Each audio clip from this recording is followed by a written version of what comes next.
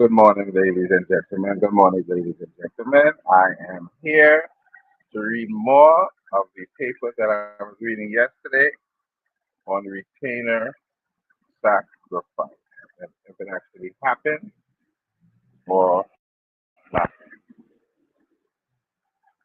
I am going to share my screen and we're going to get into it.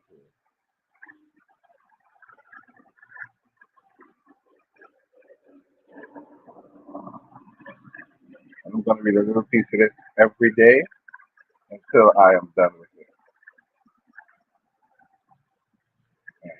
The question is not without interest for the subject of this article. For if Saqqara monuments did not belong to kings, it would mean that even private individuals, albeit of the highest rank, could have retained sacrifices with their burials. Gustava 3504 at Saqqara, associated with King Jet, which is nearly twice as large as the King's tomb at Abydos, contains 62 retainer burials. Gustavo 3503, associated with Queen Myrni, also had 20 subsidiary burials, which were largely undisturbed and contained not only the remains of the sacrifice servants, but also the objects, denoting their particular service to their royal mistress, such as model boats with their shipmaster, paint pots with their artist, snow, stone vessels and copper tools with their vase maker, pots of every kind with their potter, etc. Four four subsidiary graves were found adjoining Mastaba 3500 to the reign of Qua, which, according to Emery, all showed evidence of having been buried at the same time. At Abu Rawash, a little to the north of Giza, at least two of the first dynasty Mustabas excavated by Montet in 1913 and 1914. Numbers 1 and 7 were flanked by rows of subsidiary graves, similar to the ones found at Giza and Saqqara. At Tomb 1, dated to the reign of Den, there were 7, each of them covered with a miniature tumulus and marked with a small stele. The contents have the contents had been disturbed in antiquity, but some of the graves still contain skeletal remains and remains of wooden coffins. The surviving grave books consisted mainly of pottery and stone vessels. In one of the graves, the relatively well-preserved coffin contained not only a human skeleton but also unspecified animal bones. A similar arrangement, this time of 8 burials, was found in Tomb 7. Also from the time of them, although the superstructure was no longer extant there, the tombs at Abu Rawash are smaller than those at Saqqara and must have belonged to members of the elite, perhaps of the royal family. The grave goods are the same pattern probably as those at Saqqara and presumably came from the same royal workshop. There is no certain archaeological evidence that we are dealing with container sacrifices, but the similarity with the arrangement at Saqqara and Abydos suggests that this is indeed the case. This means that at this time retainer sacrifice exclusively royal, was not an exclusively royal pre prerogative. The kings of the second dynasty initially broke with the tradition of having themselves buried in the ancestral cemetery at Abydos, and instead they moved to Saqqara. Many kings of this dynasty are ephemeral rulers of whom little beyond their names is known. The tombs of only two of these kings, Hetep Sekhemwe and Ninetjer, have been identified with reasonable certainty. They are of a new type with a very long underground gallery cut in the bedrock and containing a large number of rectangular niches. The superstructure of these tombs have disappeared completely and the underground parts were emptied out long ago. Later in the history of the dynasty, the kings returned to Abydos. The first to do so was Perbsen, who built a tomb similar to those of his first dynasty predecessors. No superior burials have been found with it, and although Ryzen had thought that such burials in the main tomb continued to be made, he admitted that neither their number nor their placing could be determined. The last king of the dynasty, Pa Paseconway, built a tomb unlike any of the others at Abydos. It looks like a mud brick adaptation of the Saqqara Gallery tomb. It is an oblong structure of about 70 meters, let me take some water, with the royal tomb prop in the center. The sloping entrance corridor leads to a series of 40 niches on either side of the compound, with a further 9 in the middle. Behind the royal tomb, according to the central burial Behind the royal tomb of Osiris is a central burial complex certainly contains two or more sati burials, and it is to be presumed that other chambers containing other sati burials, the number of those burials would probably not have exceeded 10 or 15. If there were potato sacrifices at these late Second Dynasty tombs, it is likely that they also existed in the earlier gallery tombs at Saqqara, but it should be stressed that there is no evidence for any such burials in either location. Indeed, it is usually supposed that the custom died out after the first dynasty. On the other hand, the function of the niches in the walls of the gallery is usually produced through magazines has yet to be determined. It has to be admitted that there is a resemblance of rows of subsidiary graves along the exterior walls of First Dynasty walls. Two further possible cases of a table sacrifice in Egypt must be mentioned here, both from the Nile Delta. In the late Middle Kingdom, Stratum at Tel Naba, 1680 to 1660 BCE. A Canaanite settlement was found which was characterized, among other things, by donkey burials, usually a pair of them, near the entrance of the tomb. In three cases, human bodies were also found outside the tomb, in front of and facing the entrance. In one instance, two completely disarticulated bodies were found together with five donkeys and an ox. To Van den Brink, these circumstances strongly suggest that the dead were intentionally killed and buried with the owner of the tomb in front of which they were buried. Probably they were servants who followed their master to the next well. This interpretation has been called into question, however. The skeletons actually appear to predate the tomb in front of which they were found. They probably belong to multiple burials such as have been found in earlier strata at Tel Daba, which was disturbed when the tomb above them was dug out. In 1978, a team from University of Mansoura carried out excavations at Tel Balamoon Moon in the far north of the Nile Delta. Unfortunately, only a few brief preliminary reports have been published so far, and many intriguing questions must remain unresolved for the time being. Most of the finds appear to date from the late period, but there's also a mustaba-like structure of a much earlier date. So, right. Super wavy in the building. Super wavy in the building. If you want to come in to make a comment, let me know. Let me know if you're interested in coming in. At this point, let me just continue reading a little bit more. Then I'll come back to the chat and see if anyone's interested in coming in. Most of the finds appear today from the late period, but there's also a mustaba-like structure of a much earlier date. It contains a large T-shaped room. At one end of the transverse room were found the skeletons of two individuals, whose faces had been covered by crude masks made of gold foil. At the opposite end of the same room were further skeletons, but without any strapping. More skeletons were found in the long room, taking off from the center, and those had a circular hole in the front of the skull, just above the forehead, leading the excavators to suspect that they had been systematically using this to be killed by a blow with a butt instrument in order to let them follow the individuals during the gold mask into the hereafter. More skeletons were found in another room in the tomb. The only objects found were pottery, which unfortunately had not been included in the report, depriving us of a ready means to date this curious ensemble. It is difficult to assess this finding. It is not even certain how many skeletons there were and how many of them have his skulls.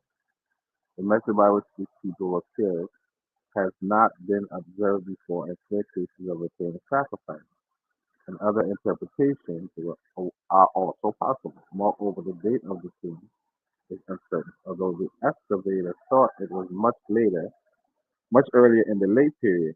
It's quite possible that it is in fact later, perhaps as late as Rome.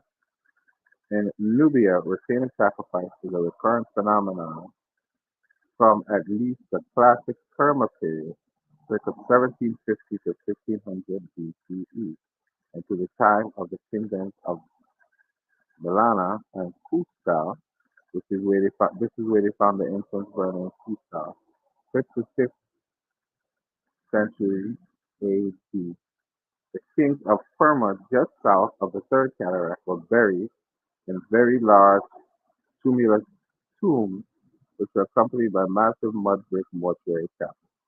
The tombs excavated by G. A. Reisner shortly before World War I contained not only large quantities of all sorts of luxury items such as furniture, model ships, pottery, jewelry, and weapons, but also various sacrificial animals, as well as the skeletons of sacrificed human beings who had apparently been buried alive. One of the largest tumuli contained the bodies of at least 322 people, a great many of them female, perhaps members of the royal harem. The famous sacrifice was not just a royal prerogative, however. A smaller number of victims have also been found in subsidiary graves belonging to court officials.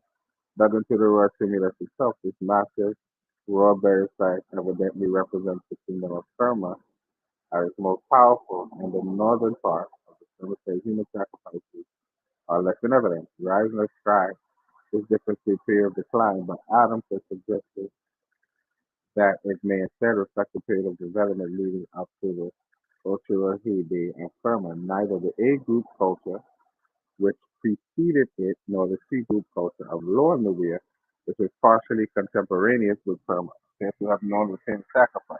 Of the Burma-type burials, with small numbers of victims have been found in the region, where the two overlap near the Second Cataract and Margisa, where evidence of cultic human sacrifice briefly discussed elsewhere in this volume has also been found and at Upma. So, seems to me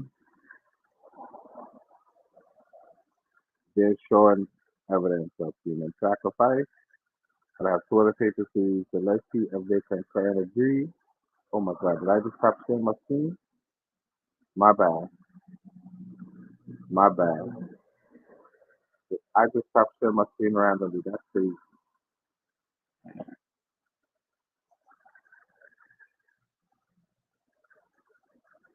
Let's put my, so there's a screen share there. Sorry about that, people. Playing around. So,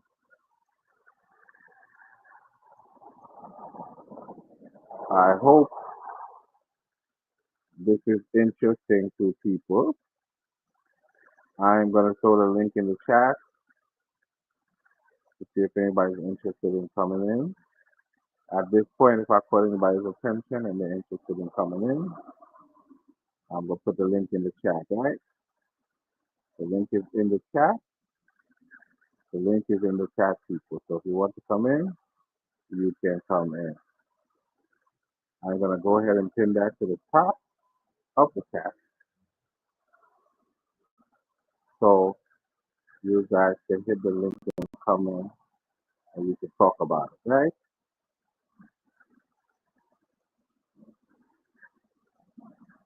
I'm going to pin that to the top of the chat so you guys can come in and we can talk about it.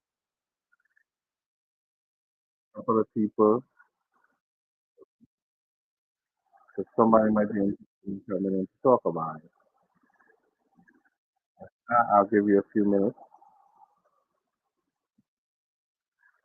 Give you a few minutes for that. I'll give you guys a few minutes for that.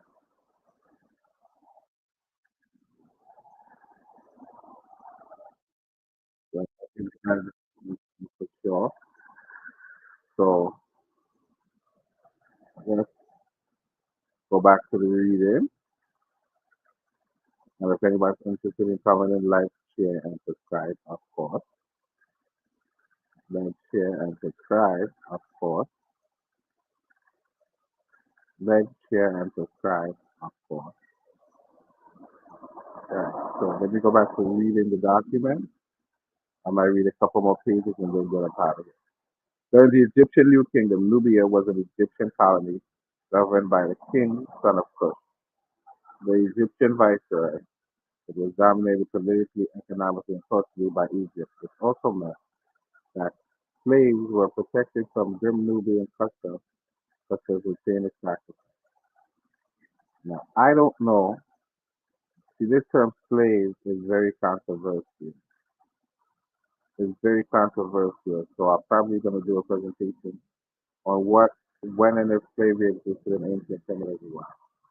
By the end of the New Kingdom, Egypt had lost control over Nubia, and not much is known about the period which followed. It is not until circa 1850 BC that the archaeological evidence becomes more abundant to this. Egyptian religious traditions, and especially the cult of the Daramun at Jebel Bakar, appear to have been preserved among the elite. This may explain why the famous sacrifice does not seem to have been practiced in the royal cemeteries at Kuru and Nuri, near the capital city, Napata at Geber Barkar. Although sacrificial burials of animals, especially horses and guardian dogs, are common there, the early tombs at Kuru were covered by tumuli, but from the reign of Pianti onwards, the kings Voltaire and Nuru erected pyramids with adjacent mortuary chapels over their temples. He is the king who invaded Egypt and whose successors ruled over it for close to a century of the 20th century. You see this this invaded Nubian foolishness? I think we're going to talk about that too at some later date. Because that's foolishness. Both in their scriptures and in their monuments, they portray themselves as more Egyptian than the Egyptians. The period of Nubian rule over Egypt came to an end in 657 BC, when during Tutankhamun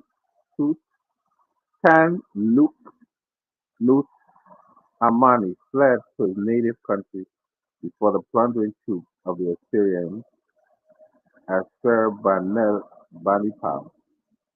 The king continued to be buried in the cemeteries at Napata. As I said, I'm going to get into this idea. I'm going to get into the relationship between the Nubians and the ancient Kemetic people at some other time. However, it was not until Achaemenescu, circa 270 to 260 BC, decided to move the royal cemetery much further to the south, to Meroe between the fifth and sixth cataracts, that we see a revival of the ancient practice of the Puna sacrifice. The first kings and queens were buried in the existing elite cemetery at Meroe South, but the later North Cemetery is the true royal necropolis with no fewer than 38 royal pyramids with Merkut tombs. Queens and members of the court elite were buried in the adjacent West Cemetery, the last royal tomb, the owner of which is unidentified, dates from circa 320 AD. Reisner, who excavated these cemeteries, shows that the evidence of classic burial is found in almost all of these tombs, but on the basis of his published report, it is not thought that he exaggerated the frequency of the phenomenon. Nonetheless, it is certain that at least six tombs, five kings and a queen, a prince, and a further eight of unknown status dating from the first century BC onwards, contain additional sacrificial burials with a maximum of seven in each tomb, capable of a human interest Human interdicts are outnumbered by those of horses, dogs, and other camels. Right. So, ladies and gentlemen, I think I'm going to end it here for the time being. So, you have a blessed and wonderful day. I'm going to end it here for the time being.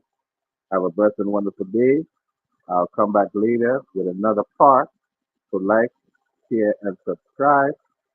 Tell a friend to tell a friend to tell another friend that Jose is on the key, dropping that knowledge.